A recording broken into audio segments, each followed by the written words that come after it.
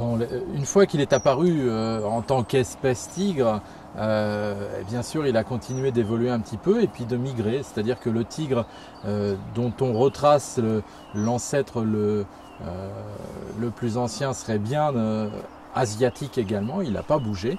Et il y a eu différentes populations qui ont migré à la fois dans le nord, au niveau des îles d'Asie du Sud-Est et puis en retournant vers l'ouest.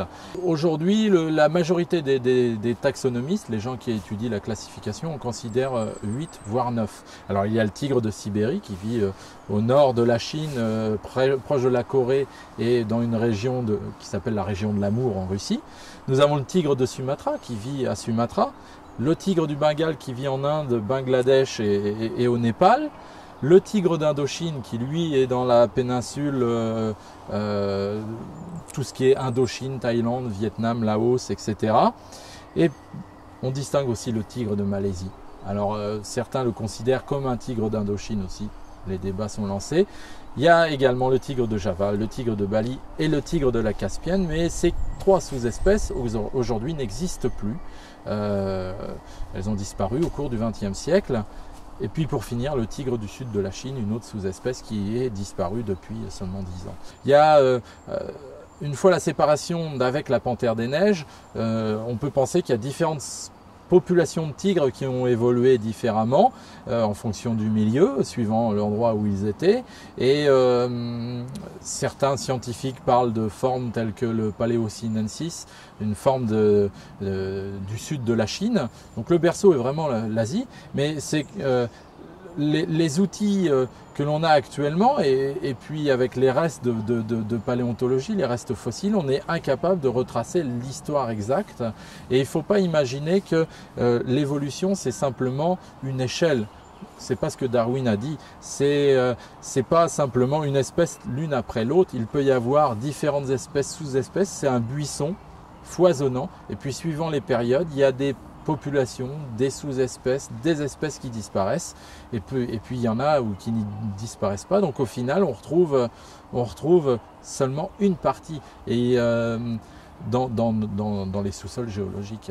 Si on prend d'autres espèces, par exemple le cheval, aujourd'hui il n'y a qu'une espèce de cheval, mais il y en a eu de très nombreuses qui ont évolué en parallèle, en plus ou moins en même temps. Aujourd'hui par contre les antilopes et les rongeurs, on a de nombreuses espèces, il y a eu moins d'extinction. Alors pour ce qui est du tigre, il est compliqué d'inférer, c'est-à-dire de déduire de son histoire exacte, parce qu'on manque de matériel tout simplement. Alors les sous-espèces qui sont décrites aujourd'hui, c'est déjà à la base une description humaine. Il y a plusieurs siècles, les tigres n'étaient pas séparés comme ils le sont aujourd'hui et isolés. Donc il y avait quand même du brassage entre les tigres de Malaisie avec les tigres d'Indochine, avec les tigres du Bengale. Ceux de l'Amour pouvaient redescendre dans la Chine et rencontrer les tigres du sud de la Chine, les tigres de Caspienne aussi. Donc le processus de spéciation qui comprend d'abord les sous-espèces puis les espèces est un processus qui prend du temps. Et qui va évoluer en fonction aussi de l'environnement extérieur. Alors, les 8 ou 9 sous-espèces considérées chez le tigre aujourd'hui proviennent tous du berceau asiatique et donc la forme que l'on peut décrire comme la plus ancienne est la forme chinoise, c'est-à-dire un tigre orange avec ses rayures noires bien sûr, mais il n'est pas... C'est une taille intermédiaire entre le gros tigre de Sibérie et le petit tigre de Sumatra. Maintenant, retracer l'histoire exacte avec les dates, on n'en est pas encore là à 100% puisque les études sont en cours, mais on sait que les tigres par exemple qui étaient sur le continent, qui sont venus jusque dans les îles de Sumatra, de Java et de Bali, étaient des tigres, déjà le niveau de la mer était un peu différent, le tigre est un très bon nageur, donc tout ça fait penser que il y a eu un seul épisode, le tigre du continent, plutôt origine chinoise, est parti, une population est partie sur l'île de Sumatra en nageant, Et à l'époque, Sumatra, Java, Bali étaient reliés ensemble puisque le niveau de la mer était plus bas. Donc ils ont colonisé les 3 îles.